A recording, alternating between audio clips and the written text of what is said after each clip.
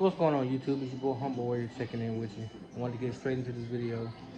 Um, so the Cincinnati Bengals today defeated the Tennessee Titans 19-16 to advance to the AFC Championship game for the first time since I think '88. So Joe Burrow was 28-37, 387 yards and an interception. Jamar Chase had 5 receptions for 109 yards. Joe Mixon rushed for nearly, I want to say 90 yards and a touchdown. And their defense took away, you know, forced 3 turnovers, 3 picks by Ryan Tannehill. But I made the video for this purpose.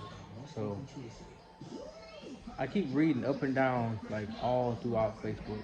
I got stuck on the app, by the way, but I keep reading up and down on how their line, gives up the most sacks, and then they'll say, "Oh well, I don't want to hear excuses about Tua's line and blah blah blah, about how his line is the worst in the NFL, but he gets sacks. He gets the least. He gets he literally gets sacked the least." Okay, logically, common sense wise would tell you, well, if he gets sacked the least, that means he's evading the pressure. That means they can't bring him down on the ground, right? But people got this twisted logic in their head that because he's not getting sacked the least, he has a better offensive line in Cincinnati. He doesn't.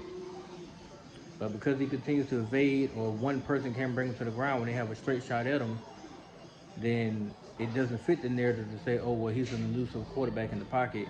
He has elite pocket presence, and he can actually extend the play to make the correct pass while the pressure's caving in around him. But that can't be the narrative. That can't fit their narrative. So they have to go with, oh, well, Joe Burrow got sacked 9 times and still won the game. He didn't win the game. His defense did. He threw, the interception was a bad throw. It was high, but, it got tipped and picked. Outside of that, he had a masterful game, but his defense got him three extra opportunities to put points on the board, which they did.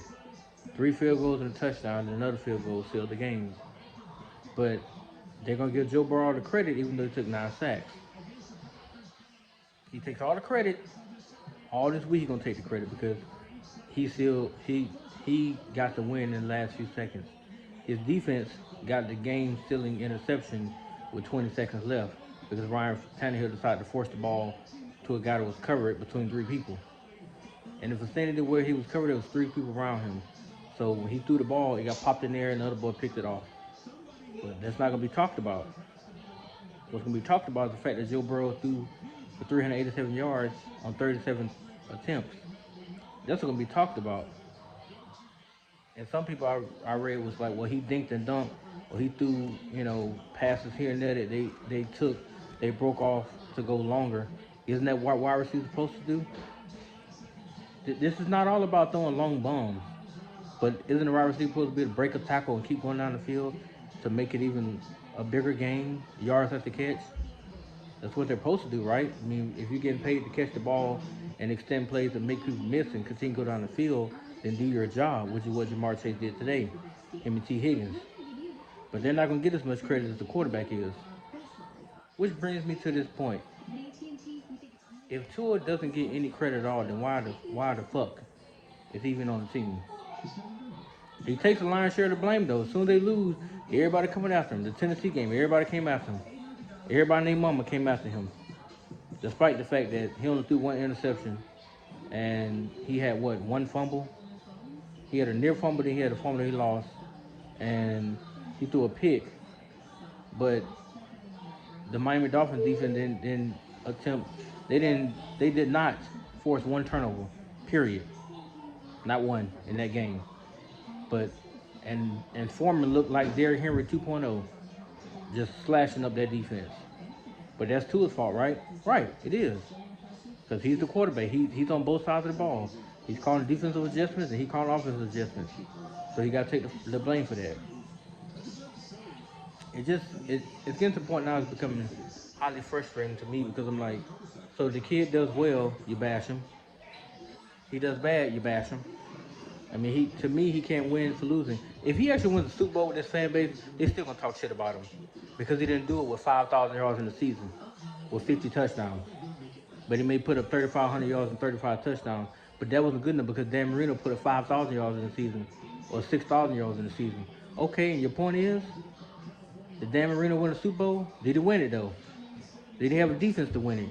Did he have a running game to win it? All he had was 2 receivers that were lightning quick, that can break tackles, that can get down the field and score touchdowns. That's what he had. And he maximized those 2 receivers.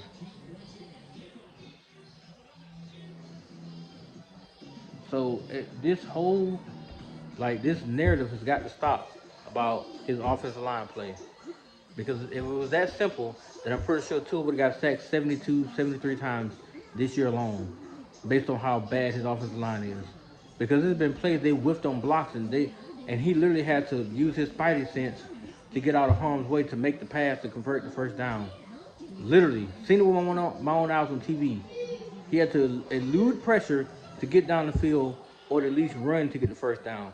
Against the Patriots, same thing. Whipped on blocks. He had to either extend the play or get out of harm's way to run to get the first down. But you keep this narrative going that he's such a terrible player, that he has no pocket presence. Joe Burrow today proved that he's a prototypical passer, but without any pocket presence, he's trash. 387 yards, but you took 9 sacks, bro. Come on. And more than 5 or 6 of those are your fault because you refused to move around the pocket. You stood there and took unnecessary sacks, or you ran backwards when you didn't have to.